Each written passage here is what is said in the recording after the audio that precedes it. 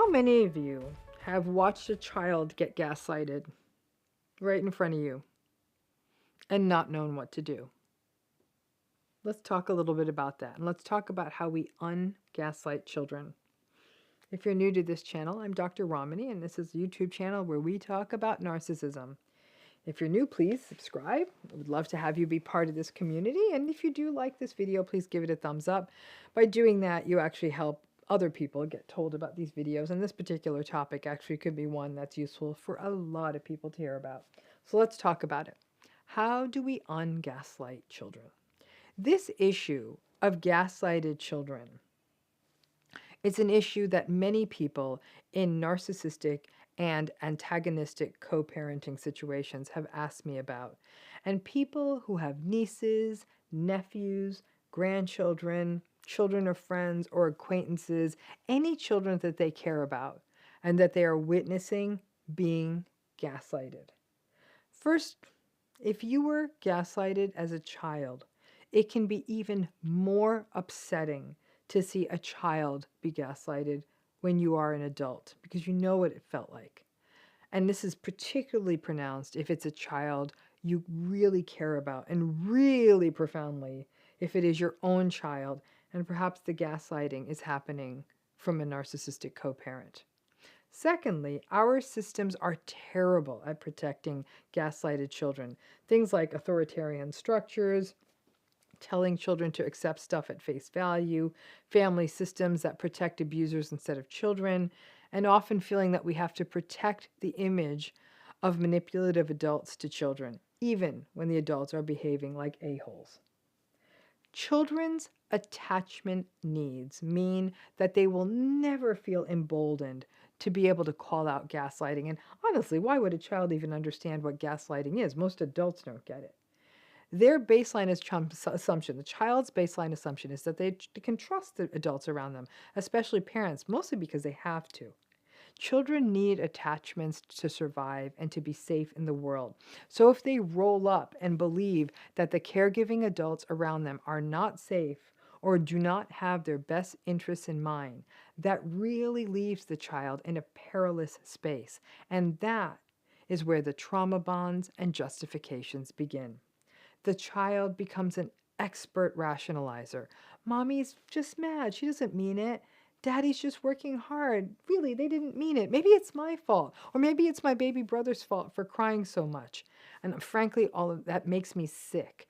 The idea of a child blaming themselves for a parent or caregiver's narcissistic and manipulative behavior. Because too often, that child will grow up into an adult that will continue to blame themselves and keep justifying. You know the drill. Now, the gaslighting of children can really happen in two ways. The child themselves being gaslighted, for example, an adult telling the child that things didn't happen that clearly did happen, or telling the child that their feelings are wrong, or literally contradicting the facts about school or peers. The parents may deny their abuse. I didn't hit you. Or they may even tell the child to lie. Don't tell the doctor or the teacher or any other parent or family member what happened.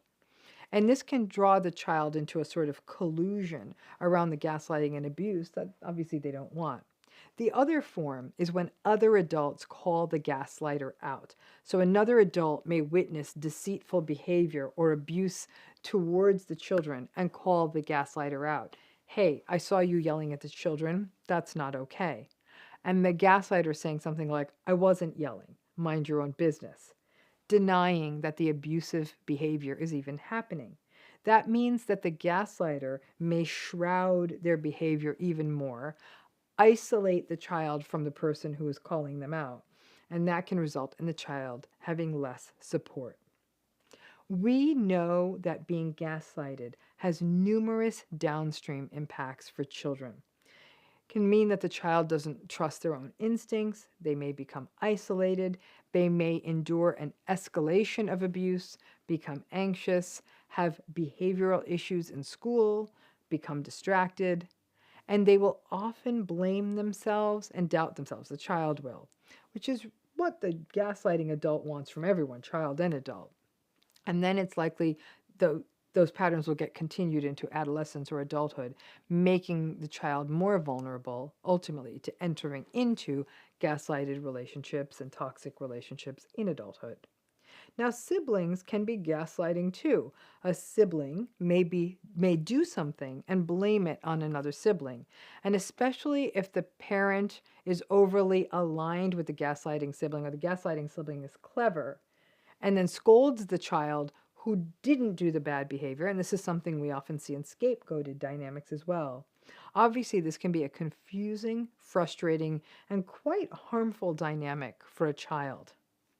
The challenge is that we are not going to be likely to stop the gaslighted behavior by the adults in a child's life. And you know why that is. These personalities don't change. But the question may be, how can we support and at least make a good faith effort at ungaslighting children? Well, number one, never gaslight a child ourselves, right? If a child says something happened, hold space for that and hear their experience. Don't doubt them. Initially, you have to give space to the child's experience as plausible and let them talk it through. Believe them. This is particularly important with feelings. Never tell a child that they shouldn't feel a certain way. A child feels the way they feel. Number two, if you see it happen, you do not need to go up to the child and say, "Hey, kiddo, you were just gaslighted." The kid's not going to know what you were talking about. Instead, if you see it happen, say, "Hey, you okay? I want to know, I want to let you know I saw that. I'm just checking in." Whatever it is that's being denied, you can say, I just want you to know that I just saw you were yelled at. I just want to see if you're okay and ask if you can be helpful to them. This is also useful if you see them being blamed by a sibling for something they didn't do, and the parent believes the lying sibling. Even as adults, we know that even having just one person ungaslight us can be a game changer and leave us more confident in our judgments and instincts. I do remember hearing about a child who was being chronically gaslighted. It was very clear what was happening in that situation, and honestly, all that child needed was one person to let her know, "Hey, I see what's happening here," and sometimes adults just aren't able to see things clearly, but what you're seeing and what you're thinking, all that stuff, it seems right on point. Adults aren't always right. Anything like that would have gone a long way for that little girl. You don't have to say things like the gaslighter is a bad person or even call them out. You merely need to confirm the child's reality and say, "I see you." Number three, check in with the children in your world regularly and ask them how they are feeling, and let them answer and talk to them about it. With younger children, you may be able to pull this out in other modalities, for example, through play, art, music, dance, or other forms of expression for their feelings, instead of just asking them how they're feeling. Gaslighted children are often deprogrammed of their ability to express their feelings. So having those safe spaces to express feelings can go a long way. Number four, consider confronting the gaslighter when the children are not around, but be very careful with this.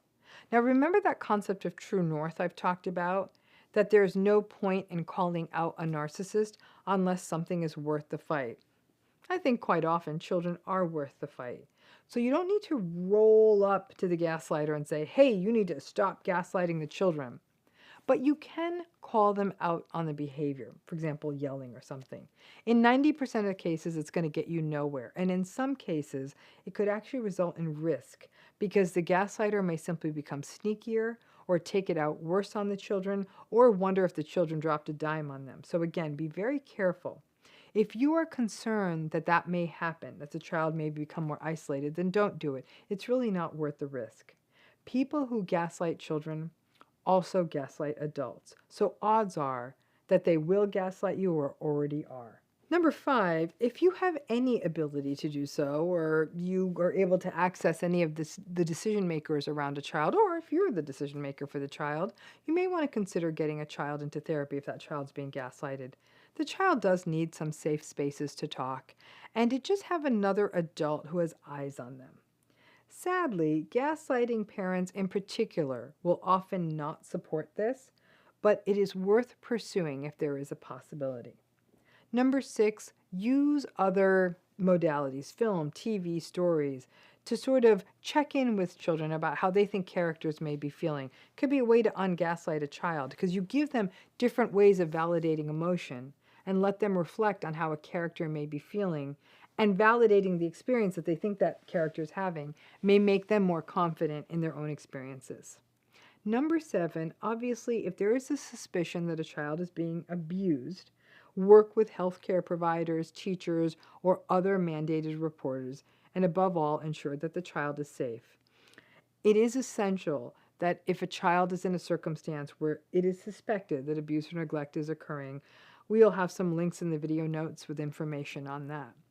Now, gaslighting is often a part of abuse profiles, and it is essential that if there is a suspicion, that everything is done to ensure that a child is safe. Ungaslighting children is very difficult, especially if the gaslighter has regular time spent with the child. The child will still have a rough go of it, because I can tell you, as someone who was gaslighted as a child, it still messes with my mind, because it was primal, right? And self-doubt still remains something that plagues me. I know where it came from. But when I saw my childhood gaslighters try to gaslight my own children, I went off on them. My healing process actually was protecting my children from intergenerational gaslighting cycles, and there was something fortifying about finally doing something about it after all of these years. But for all children, just one person somehow connecting with a child, and without necessarily telling the child that they're being gaslighted, but saying, hey, I see you, and I see reality, and I'm here to validate that for you, can be more important than you know.